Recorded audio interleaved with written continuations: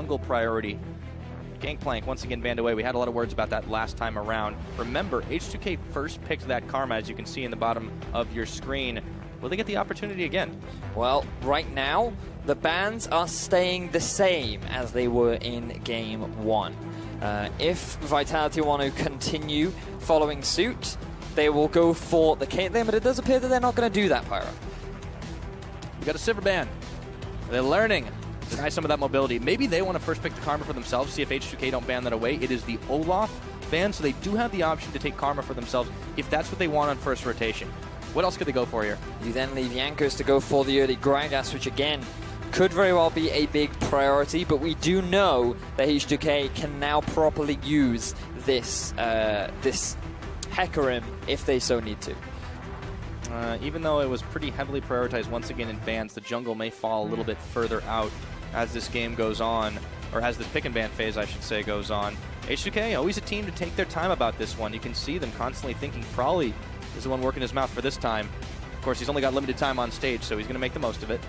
Yes, he is, and the Karma fits into a bunch of different compositions. Not only is it great at disengage, it's really good at engaging or acting as the pseudo-Sivir ultimate, so even though she's gone from the game, she is there in spirit. You also have a lot of poke, you have a lot of wave clear, which means that you naturally have quite a powerful lane. One of the good ways to deal with her is sustain. We thought that would come out from the Sona, but due to the nerfs to her Q, she doesn't have the same sort of trading power or pressure that she did in the past, which means that she did end up getting pushed into turret a lot. Nami could be a potential alternative, but there is still a Bard on the table, and we know how powerful he is right now. Yeah. It's still going to be available if Vander wants to pick that one up. Over on H2K's side, though, the first things they've opted for, this time they take the Shen for Odoamne and the Gragas for Jankos, so switching things up a little bit. It's literally the same draft. It is the same, but this is why we switch sides, Vedius. Yeah. So the Shen, good global pressure, very safe laner. H2K is saying, hey, I bet you don't know how to play Mal's top, because now's your opportunity if you want to bring out the Mals. Let's see if you can do it. What if they take it here? Cabochard's like, I think the more likely alternative will be the Trundle. We have seen Cabo bring out a Fizz a couple times, which is a decent pick, but Trundle is a little bit safer. He can steal a lot of the tanky stats away. He acts as a great split pusher, and typically he's just safe all around. Well, you called it. They do lock in the Trundle, and Shook is going to be trying his hand at the Hecarim this time around. They're literally swapping. They've said, hey, yo, guys, we had it round one, now it's here. Maybe it's a new thing in Europe where basically each team takes the same draft just on different sides. You know, except they're trolling as well. Oh, they are trolling just a bit, yeah. Vitality had to go and take the Michael just a bit. But there we are, they are going to pick up the Trundle along with the Hecarim, which means that Engage is definitely comfortably accounted for the lineup of Vitality. That is a lot of ways to close the gap for sure. H2K, let's see what they answer with now. We still haven't seen much from AD carries. The Lucian is a likely choice for H2K. If it's Sona, I swear to God, Pyra. Yeah. I was going to say Caitlyn, since it was banned the last game. I think this is a bit more in Freeze's wheelhouse right now. And the Lucian will give them a lot of dueling potential. That's a strong lane, too, with the Braum, and they do lock it in. Oh, yeah. So easy to stack his concussive blows. So one of the big problems that you'll have going up against Karma is the range advantage. His shield is pretty good into poke. But the big thing about here, the 2v2 for Braum in particular, is the all-in potential that he has with the Lucian once they hit that level 6 mark. And he does a great job of peeling. He acts as another big front line. And now what I'm looking at for H2K is they need a control mage in this comp. They need solid wave clear. They need someone who can do a lot of good mid-game damage. Someone like the Vladimir would fit nicely in this composition. Victor as well, even after the changes, his damage hasn't been affected at all. And it would be very much a H2K style of composition. Yeah, and it's funny that we've seen the Vlad fall quite so far down in the pick and ban, considering how strong a lot of teams have considered in the last several weeks, I should say. Vitality, we'll see if they end up opting for it instead. I think it's very contestable either way. Interesting. So we now have... We have a mid-Karma. Yes, we do. Now, I don't know how I feel about this. Very early on in the split, I was a big advocate of the mid-lane Karma because I felt as though she could become the new Lulu. The shields that you get from going full AP are monstrous. The amount of poke that she could put out is ridiculous. And just her utility in general is insane. And so I just feel that right now, a lot of mid laners are building her into the Athene's Ardent Censer and making her another support in the mid, which personally I don't like. I want her to be that threat. I want her to be someone that if you get into a 1 versus 1 against, she actually has the potential to kill you. So I want to keep my eyes on how Nukeduck decides to itemize, but he's putting a lot more pressure on Police and Cabo to be the big carries in this game. Rhea's still weighing his options for the last choice. The Cassiopeia would give them a lot of power, not a lot of ways to get out of harm's way, but they've got so many defensive tools. This might be perfectly fine to deal with the Karma. So one of the interesting things that I'm finding right now, Pyra, is Azir and Victor have not been picked or banned at all in our first 2 games. And the nerfs that they had were very small, yet apparently they were enough to deter both these teams from putting them on the high priority ladder. This has been a very interesting couple of pick and bans as well in this series, as H2K have kind of opted for some really different kind of stuff. The Cassiopeia is a lot more normal these days, of course, but yeah. I really like this triple tank that they're bringing right now. It's going to be so hard for them to get into that backline and kill the Cassiopeia, especially if Ryu is able to stay within his bounds right now. Still need some time, and they still don't have as much damage to fall back on. There's just those 2 are the wave clear right now. So Vitality might be able to shove them around the map. So this will actually be the first game that Vitality have ever played against a Cassiopeia, which is funny considering how much Nukeduck knows how to play the champion. So I've seen him play a lot in solo queue, and I know it's definitely in his repertoire. It's not like they're banning it every game either, no, so like just teams haven't brought it out as much against him. Here we go. The challenge has been set. Can Nukeduck defeat his own champion? I guess we'll have to find out. What do you guys think at home? Is Vitality going to claw one back in this? Hashtag VIT win if you think that's the case, or will H2K get themselves a much-needed 2-0 to close out day 1 for themselves? Hashtag H2K win in that case. Over at LO Esports on Twitter. Keep on following. We'll check back at the fan vote later on in the game. But for now, we're loading up onto the Rift. Vitality, H2K. Let's go again one more time. Ladies and gentlemen, here we go. This is an important match. Something that you and I were discussing earlier on, Pyre, was nobody wants to draw. Nobody wants to tie. I mean, you and I, we have pretty fantastic ties today, but thank you very much. Nobody wants that right now, because what you need is you want to separate yourself from everyone else. So you as, let's say, Pyre, right now, you're in the LCS, okay? Congratulations. Awesome. You want 3 points, and you want everyone else to tie, because they will more or less stay where they are in the standings, whereas you, because you get 3 points, will significantly climb up, and you'll start to create a gap, which is exactly what you want right now when so many of the points are so close together. And teams that have the ties don't want the gap, because you don't want a tie gap. Just a quick update for you guys. We do have a short delay, as Odoamne is going to need to reload into the game. But it just builds the tension, it builds the hype. Yes, it is so important to close out the series. You do not want to tie and give your opponents a chance to climb further in the standings above you within that same range. H2K have picked up already 1 guaranteed point today, but they need to get even more. They're several points out of the top 3 right now. There's no way they can break into that at the moment, but you need to separate yourself from the rest of the pack that's just below you. Looks like we'll be getting back into game, so here we go. Ladies and gentlemen, we do apologize for the short delay, but here we are, Game 2 of this best-of-2 series between H2K and Vitality, and this will be a big one. We've got the Cassio in the mid for Ryu, a main laner that we have critiqued has been recently underperforming, but I don't think we can take anything away from his Vladimir in Game 1, where he was not only pushing Nukeduck around on the Kassadin, but his team fighting, his target focus was on point. And let's not forget, he dived between 2 turrets, gets himself 2 kills, and got away with his life. Yeah, he's definitely been pretty slippery. We'll see if he can do the same thing on the Snake.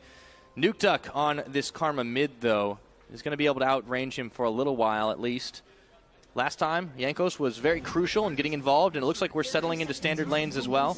So yet again, we can definitely look to see what he's able to get done. Although champions have swapped, can Shook shut him down early enough? That will possibly be key to this early game. So, speaking of the early game, Shook wants to put a lot of emphasis on getting Cabochard ahead, because Trundle wants to become this big split-push presence. That is very much what Trundle is about. He is so difficult to trade against because of his chomp, because of the fact that he steals away so many stats and basically gives them to himself.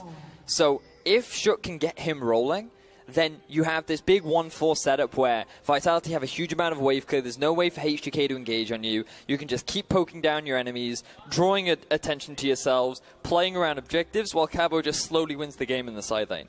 Meanwhile, for H2K, so many more options. They can set up a 1-3-1 if they want. They can have Shen and they can have Casio in a side lane, and they have the Lucian with his 2 big tanks to act as disengage or just wave clear duty in the mid.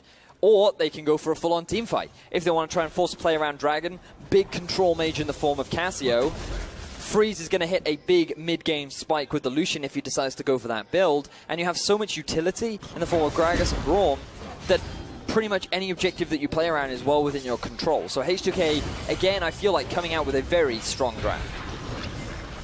Vitality, they're going to have to be a little bit careful with this swap that they instigated. KaSing steps a little bit out of a comfort zone to try and harass Odoamne while the double jungle comes in. You could see the same thing happening on the bottom side, courtesy of Vander. He will now go and rejoin Freeze. And since Vitality took the incentive to go up to the top side, we'll just have towers traded, nothing more. First dragon, though, will be the mountain.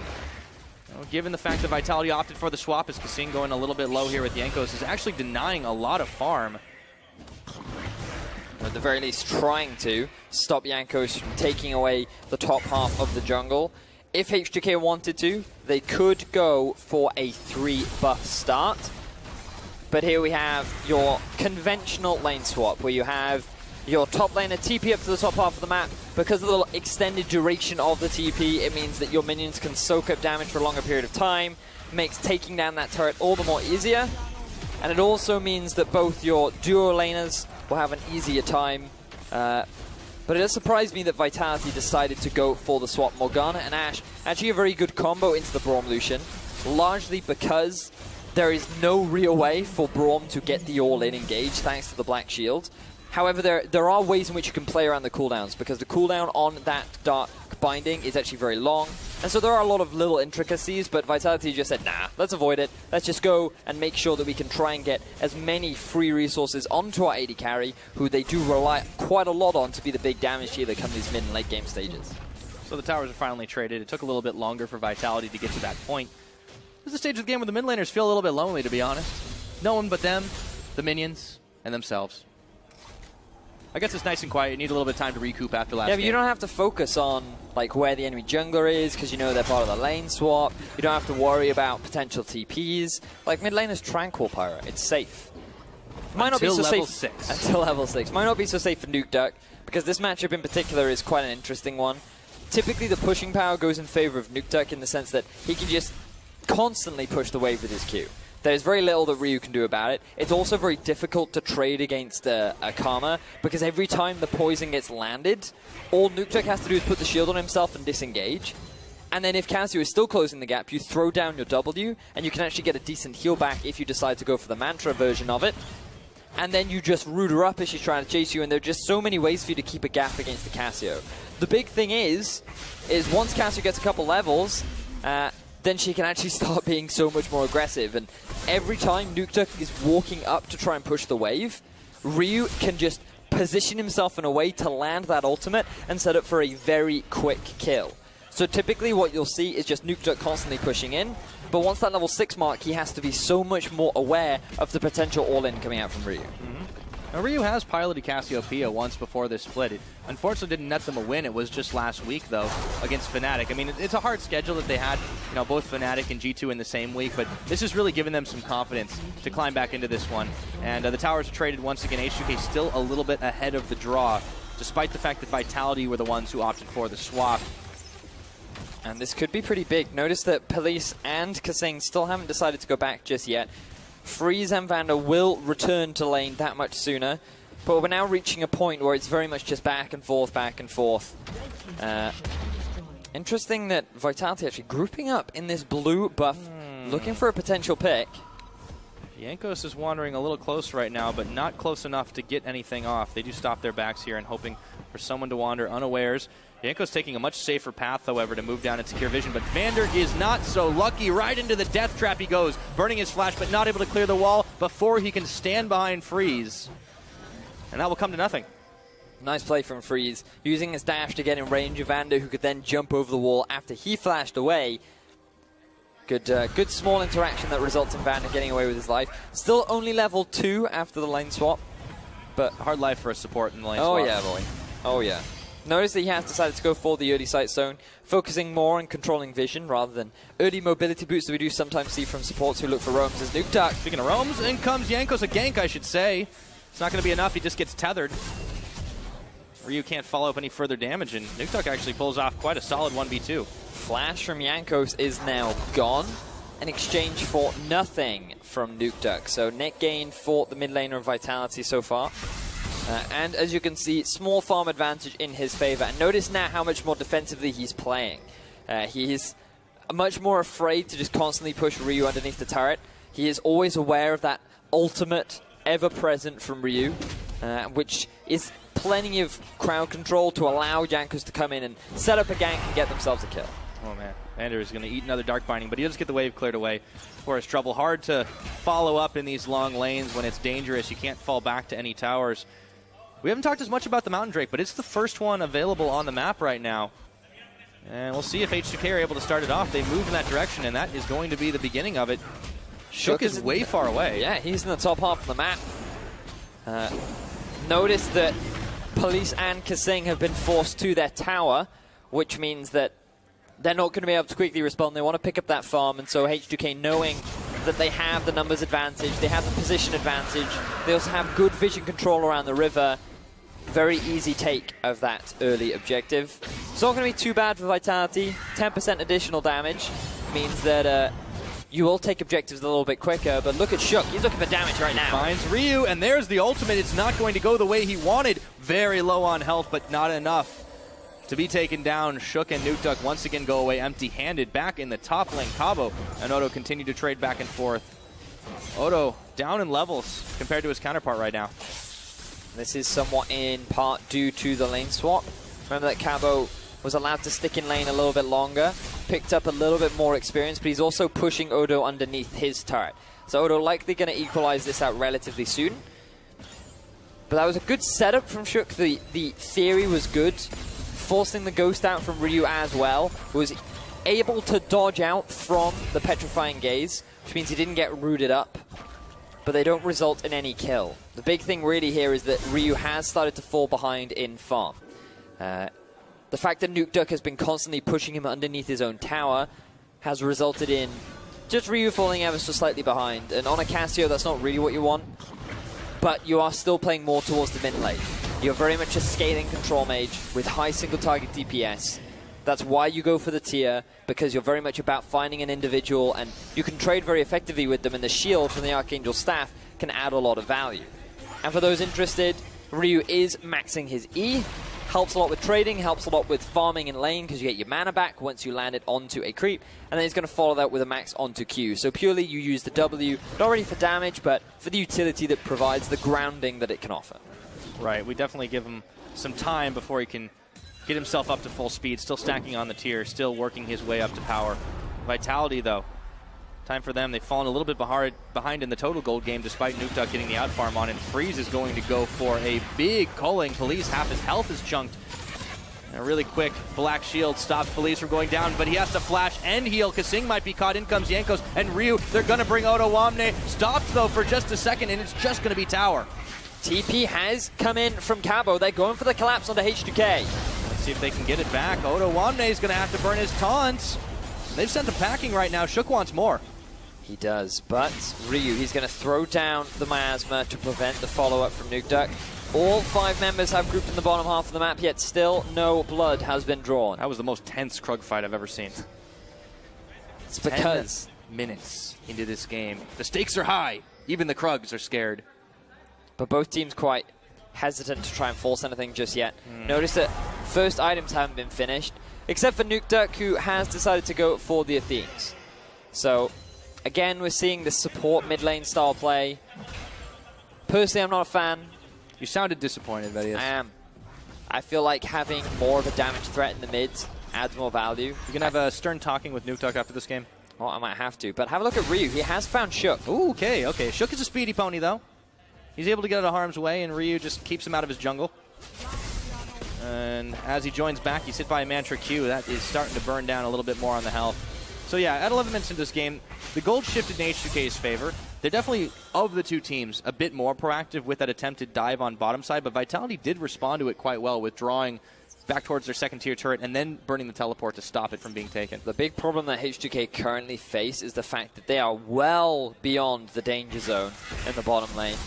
They do have some vision to help in the event that Shook decides to come for a gank, but they're still in a very risky position. So what they need is the wave to push back in the favor. Now that the cannon minion has arrived, they should be okay, because it is slowly starting to push towards them, which means that Jankos won't have to spend as much time babysitting the bottom half of the map. He does want to be around that bottom side, though, to contest a little bit. Gets the smite off. Looks like Shook is going to not beat him to the punch there. And he gets more vision secured. This is actually a fairly safe maneuver with H2K with the vision, just because they know that Vitality can't be around. They know Cabochard doesn't have his teleport available. So they can push here unabated for the time being, and it really has been Jankos trying to wrench the map control away. Shook falling back before him. And this is even worse for Vitality because Police, he's already been forced away from the lane simply due to the fact that Jankos is making his presence known in the bottom half of the map. This is resulting in Cabo feeling more confident to set up trades against Odo. He is well beyond the danger zone, but he is absolutely fine with that because he knows that, hey, Jankos is in the bottom half of the map, but he's taking a lot of damage. Yeah, Cabo's going really low here. Frozen Domain, the chomp's on. He's going to turn it around, though. That is a ton of damage being dealt. Odo still doesn't have his taunt back up, and Cabochard knows that he can't push any further. Very even trade. In comes Rio, though, preemptively ghosting. Runs right into a pink ward. Can Cabochard get away? In comes the snake. He's not quite grounded, but there's the tons of damage coming out. Back and forth. First blood after the Noxious Field. It's called the danger zone for a reason, Pyro. And that is exactly why. You have no vision in the top half of your map. Your mid laner was not aware, but speaking of mid laners... Odo, look at how low he is. Oh, Shook! He gets caught by the stone. Rio, though's getting some help. Odo will come right back in, flashing away. In goes the onslaught. Shook gets one, looking for two, trying to give it over to Nukeduck, and they will secure it. So Vitality get themselves the turnaround. The fact that H2K decided to stick around too long in the top half of the map resulted in the collapse coming out from Shook, coming out from Nukeduck. So easy to quickly rotate up to that half of the map with the Karma, with the Hecarim. They get themselves the collapse. Odo doesn't have the damage or the health, really, to help turn that 2 versus 2 back in their favor. And Vitality pick themselves up 2 kills. Yes, they do. Starting to swing that gold back their direction. Nukeduck, with some help from Shook, was able to make it all happen. So Vitality starting to look a little bit better in this early game. Of course, it wasn't until 21 minutes that it really turned against them in the last game. We've already had a lot more kills than we had the last time around. Let's take a look at the exchange up top once again. So Odo and Cabo just trading back and forth. Odo knows that when the subjugate is down onto him, he can't force it. But notice that in the river, or in the jungle even, already we saw Ryu roaming up to the top half of the map. And he was anticipating the engage coming out from Cabo, so he wanted to punish him for overextending. But then, we have another fight in the mid. Yeah, Vander, the tether is on, I should say, teleport. Police is already gone before he can get any backup. Jankos securing the kill. Nukeduck trying for the retreat. KaSing going to help out with a dark binding, and there's no minions just yet. But H2K don't seem to be too worried about that. They're going to go for the push. H2K picked themselves up another kill. They're looking to set up a siege onto the mid. But with no TP available, they're going for it anyway. Nukeduck, oh, he's going low already, and they're just tanking tower shots. It doesn't even matter. Odo is fine. They stun up Shook. Ryu will manage to turn him around, and that's a double kill right now for the H2K mid laner as they fire down turret number 1. This Cassio is turning into a big problem for Vitality, as with no teleport on Cabo, there was no way for him to join the rest of that fight. Fantastic setup from H2K. They initially get the kill down onto Police. And look at this, you see Police setting up for a play, arrow down onto Vander. They try to get the shutdown onto him. They overcommit. The flank from Jankos sets up for Police being knocked into the teammates of H2K. And for some reason, Cabo used to TP into the bottom half of the map. H2K read this. Vitality still stick around underneath the turret, asking to get dived on. Shook still doesn't have his ultimate after the play that happened in top lane. And then they just continue sharing aggro amongst each other to get themselves 2 extra kills. And now they've gained so much more control over the map. H2K really looked like a well-oiled machine in this game. And this whole series so far, it's been much better shot calling, much better teamwork. and Vitality really collapsed. They using ultimates left and right without regard. They've got a lot of work to do to climb back into this series right now. 2,000 gold down. They lost out on mid-tier turret after the trades that happened. It had been a very close and even game, but no longer as H2K start to pull ahead. And this is the risk that you run when you put all your eggs in the police basket. I mean, not many people have fought the law on one Pyra, but right now it looks like H2K are pulling it off. Yeah, Shook's looking for Freeze, though. He pops his Ghost Blade. In goes the Shen. Stand United. Freeze dodging away. It's now become a 2v2, but in comes Vander. Will he arrive in time? No! Shook onslaughts in, but he may not live to see another day. Ryu is there to take another kill. 4-0 for the Cassiopeia, and in goes Jankos looking for KaSing right now. He will make his great escape. Still 2 kills for 1, or 1 kill for 1, I should say. As Cabochard's right in the mid, batting away. The setup from Vitality looked promising. H2K trying to punish Freeze for overextending, but unfortunately for Shook, he just didn't have the support that he needed to get away with his life. Now, Dragon being started. Dragon already taken down, and they turn on to Odoamne, get the Glacial Fissure out, but can't do any more damage. Vander forced to flash over the wall, police around the backside. The fights just keep on happening. A good Cassio Wolf, but Vander is going to get hit by a stray volley arrow. Cabo will get answered. Ryu, though, incredibly low. Ryu? Oh my God! And Ryu with a double kill. Can he get more? No, shutdown. Odo follows. What a fight. So much damage from the Cassio. Police was not expecting that, and Ryu is able to turn the fight into a trade that actually went in H2K's favor. They get themselves 3 kills. They also netted themselves a Cloud Drake, and things just continue to look promising for H2K. Let's take a look at that one more time. And it started it all with Freeze going down, but it took him a while. The immediate collapse from H2K. You can see them in the river, quickly rotating down. But with the damage from the Ash Arrow combined with Shook's Hecarim, it was enough to net the kill down onto Freeze. But then H2K, they wanted vengeance for their teammate. They try to force a play onto H2K. Sorry, Vitality.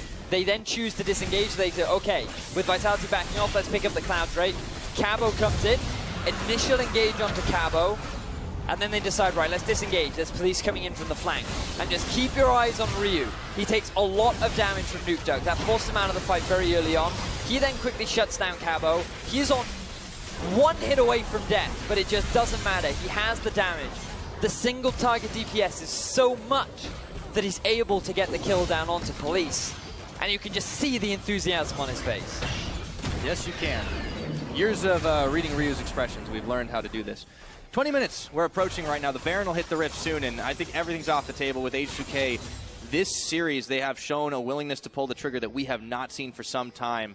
Picking themselves up another Dragon, picking themselves up a fight that looked lost, still maintaining this gold lead. It is very close, but they have just looked so much cleaner. As Cabochard will find out Odoamne in the lane, or in the lane to the lane. Unfortunately for H2K, there are still some things that they could have rectified.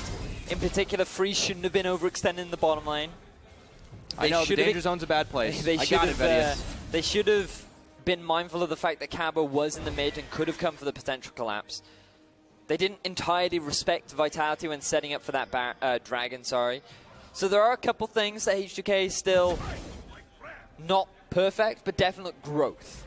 And this is the thing, right now they should be coming out ahead over Vitality, and they are punishing Vitality for a lot of the mistakes that they're making. And on top of that, they're just executing well on a lot of these team fights. They absolutely are. Here we go going again. to go once again, starting on the Baron. It's pinged out though. Vitality knows this is happening, and you can see the rush in mass to get to that point. Cabochard is rocking his TP. He knows he can get involved. H2K though are wise to it, and they back off. No harm, no foul.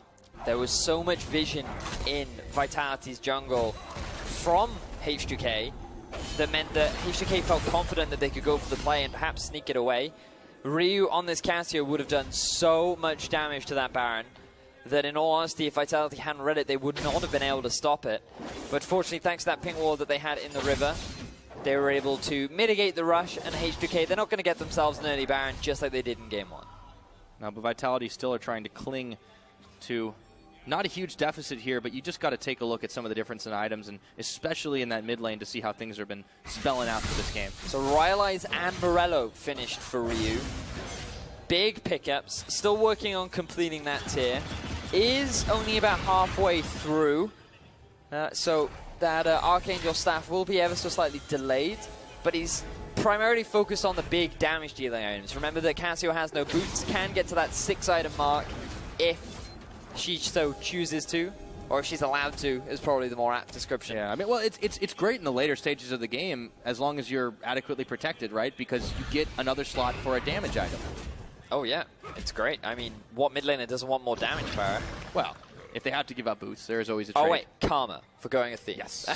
But speaking of Karma, looks like she's actually working towards a death cap 3rd item, which I think is actually okay when you're playing a primarily poke champ. But look at this, KaSing. Ryu goes right around the side, and KaSing is deleted. 7th kill of the game for Ryu right now. H2K emboldened. Move towards this Baron pit yet again. Odo and Cabo are duking it up. There's a whole wave of minions here Cabo's got to deal with, and there's no response just yet on this Baron. Down to half health. The pings have come out. There we go. From H2K. They're now going to try and force a fire onto Vitality. Not going to be able to find one, though. For KaSing, though, extremely unfortunate to find a miasma along that path specifically. Because of the grounding effect, you're unable to flash out, which meant that when you also get body slammed into the miasma once more by Jankos, there's very little that you're going to be able to do to escape. But now, because H2K put value on picking up the Baron, Vitality, they're responding by putting some pressure down onto the mid. Yeah, they're going to get some chip damage on it, but thanks to Vander's Unbreakable, they couldn't quite polish it off. So, with Ryu coming down around the side, Vitality are going to be hard-pressed to really take this away. They did spot him, and they will be able to clear vision. So much vision, so many wards invested by H2K around this Baron pit. It's very obvious what they're looking for as their win condition right now. The tower looks to finally fall as Jankos is the only one there to defend, so they even up on the trades and put themselves within 1,000 gold of H2K. So Vitality are reclaiming vision control around the Baron area. The Dragon is going to be spawning in 5 seconds. It will be an Ocean, so we've had Mountain, Cloud, and we're going to get some nice, refreshing Ocean Drake appearing on the Rift as well. On a hot day like this, I think it's what both teams are looking for. Oh, yeah. Man, I hate this weather. I know, you just can't handle it, man. It's just nothing so like humid. Wales. So unpleasant. Where's my rain? Well, we've got Ocean at the very least. H2K are moving for that. Cabochard is going to look to answer with the tower on the top side. Odoamne will be there to stop him. And we'll see if he's able to get there in time. Ocean Drake goes over. Everyone dodges away from the Darkbind. Freezes had fancy finger this game for sure. And that's H2K advantage once again. 24 minutes into this game. They keep on pushing the objective lead. And not giving Vitality much more than an inch. Shook will get a little bit of jungle. So even though H2K have gotten themselves a kill lead and a gold lead, we're yet to see them really claim full control over this game. Vitality's still looking promising. One of the big problems that H2K are going to have is the fact that they actually can't start fights. Casio, not the best at saying, hey, let's go. Same for Braum. He can go for the flash ultimate, but then you lose a lot of that disengage potential. And I used to Hecarim and an Ashe. You definitely want to keep that available to you. The best way for H2K to start a fight will be that Gragas flank with the ultimate. But when you're going up against a Morgana Karma, it actually becomes very difficult for H2K to kick things off when they want to. On the other hand, they've got the best come at me bro comp. You think there's so many ways to disengage here as Shook is about to find out Barrel, and he's going to have to ult himself away. Think twice before you face check that brush. So that's what happens when you go to H2K. They do a really good job of locking you down. Unfortunately for them, they had to lock down Shook, who can use that Onslaught of Shadows to get out of any precarious position. Oh boy. Okay. Got to take a bit more of that calling. KaSing nearly bought it. Vander, though, they are forcing the line, and once again, H2K securing more vision control going towards this Baron. They're not even going to try to hide it. They feel confident, Pyra. Odo going to be the tank, Ryu going to be the damage dealer. Pings do come down from Vitality, but that Baron is going pretty quick. Yeah, that's a lot of Cassiopeia damage. Ryu has been very, very powerful this game. Cabochard's wailing away at this tower, but the rest of the team are hesitant to go in for this engage. H2K were for just a moment as well, but now they've doubled down. The resolve is growing. It's down to 2,000. Vitality have to move now, but it's too late. Baron's on. It goes down for H2K, and now they're looking for a fight. Whoa. Okay. Let's restart that one again. Cabo did get a tower, though. For Baron, I think H2K can be happy with that. Yes, Vitality have gotten themselves the tower lead, but H2K still hold on to the gold lead, and now they have the pressure lead, because, as we mentioned earlier, one of the big problems that they're going to have to deal with is their ability to actually kick off these fights. But with the Baron, you don't even need to force a fight. You can set up a 1-3-1, put Ryu in a side lane. No one's going to be able to trade against him. Even Cabo at this point will be able to go back and forth, toe-to-toe with that Snake. Which is a little bit ironic because, I mean, she has no toes. But meanwhile, Odo can just do the same on the other side of the map. So you have the 1-3-1 setup from H2K, and using this Baron, they can just slowly work their way through Vitality's base. I just love how you deadpan that. How do you do that? What, she has no toes? Well, it makes sense why she can't wear boots. Anyways, yeah, Vitality are going to have a hard time kind of claiming back some of this ground here. H2K were able to do the same thing to them last game, although a lot earlier with that quick Baron sneak, and the fact that they could kind of death ball as well. Vitality can't full-on engage this, and the Baron-empowered minions are so hard to clear here. It's just going to be chip damage after chip damage. How does Vitality get back into this game short of, you know, a monstrous fight in their favor? Well, I feel like that's what they need right now, but they have the 1-4. That was their win condition. Or they have Police become this big hero carry on the Ashe. He's 1-2-2 right now, hasn't even completed his third item, and already H2K are mounting up this pressure. Vitality have very few options on how to win this game, whereas H2K drafting this composition actually gave themselves a number of them. And so even though H2K early on, it looked very close, Vitality made a lot of positive proactive plays, they're now struggling to answer H2K as they constantly shift up their playstyle and basically work their way through all these inner towers. It is nice to see them mixing things up, not just in the picks and bans, which is, you know, very refreshing for this H2K squad, but just moving on forward. Shook gets himself a black shield to avoid being pinballed by the barrel of Jankos, but they still get what they wanted on H2K's side. A tower in the top, a tower in the mid. They're gnawing away at the tower in the bottom, courtesy of Odoamne. Should be able to finish that one off, no problem. And that Goldie's just going to keep growing. Yeah, it is. That's now 6 towers to 4 in favor of H2K. They've turned that gold lead into 4,000, and they're just going to continue with the pressure. Still got the wave. It's going to be chipped away at by Nukeduck, but not as fast as H2K can clear, and they still have to deal with Ryu. No one can touch the Snake right now. Jankos is still hanging firm, hanging around. Vander as well. Odoamne knows he can go toe-to-toe with Cabochard. It's just looking so bleak for Vitality to hang on and even claw a point back in this series. If only Vitality had a Psychic type to deal with the Casio, then they could find some sort of super effective way. But unfortunately for them, right now this Casio is just too strong for them to deal with. Shook looking for a few options. He's waiting for Freeze to overextend. Arrow comes out. They did, and in goes Shook for the onslaught of shadows. This might be the chance. Ryu, though, is ghosting in already, and they've turned it right onto Shook. Look at the damage that's coming out the barrel. Is dodged, but Ryu joins back in the middle. And with the wave of minions not too long to arrive, Vitality's attempt will come to nothing. But it was good that Shook was able to get away with his life. The question is, what is it going to cost them as the H2K try to break into the base? Now they turn for Cabochard right now. Vander going a little beyond his bounds, but they do secure the turret. Unbreakable, or is he? In goes Shook for round 2. He will manage to secure the kill, or rather it's Cabochard that gets it. And now H2K know the jig is up. They can't keep pushing on this. So Vitality will edge them away, but not before losing an inhibitor turret. Very good miasma from Ryu to prevent the follow-up down onto Odo, but as you mentioned earlier on, Vander took a little bit more damage than he was anticipating. And now with H2K backing off, they look to set up around the dragon, but they are too low, they are a man down, it is very risky. Just give this objective away, be happy with what you've got. Vitality will be able to take the dragon, but it's very late in the game for them to get their fairy first. And this will be the last elemental one available, as the next dragon we'll see spawning will end up being the Elder. Down it goes in favor of Vitality, but they step a little bit far into the jungle here, and they can't even get away with the blue buff as Shook was attempting. Nukeduck does get it for himself. That's true, he does. Always great to have it on the Karma. But let's have a look at how this play happened. Keep your eyes on Vander. He lands the Q onto Cabo. They think they can actually go for the kill, but he's a Trundle. He's very tanky, he's got a lot of items. And at this point, Vitality are just in full, let's get what we can. Maybe we can transition this into an objective. But H2K, with a good disengage, splitting up very quickly, and then using the miasma to deny any sort of follow-up, resulted in H2K only losing one player, but they net themselves that tier 3 in the mid lane, which is fantastic for them.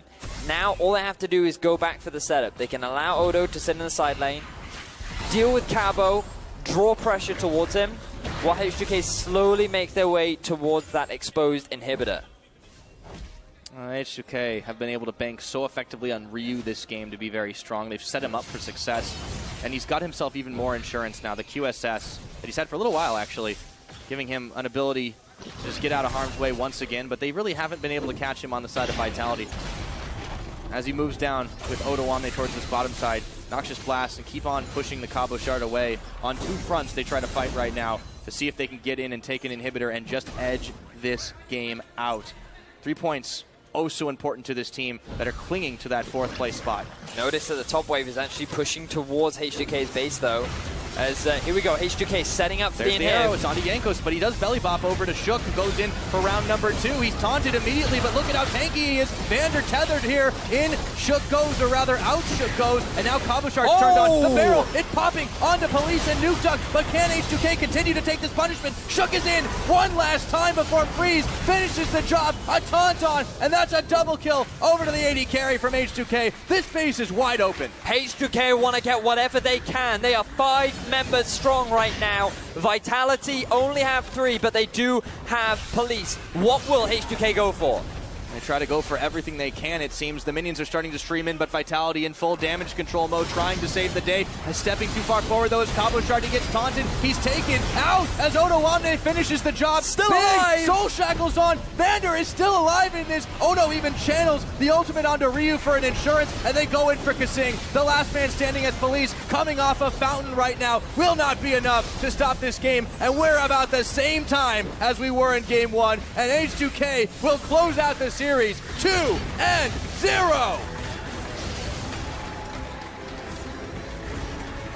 H2K find the opportunity that they were looking for, and they close out in a very decisive manner.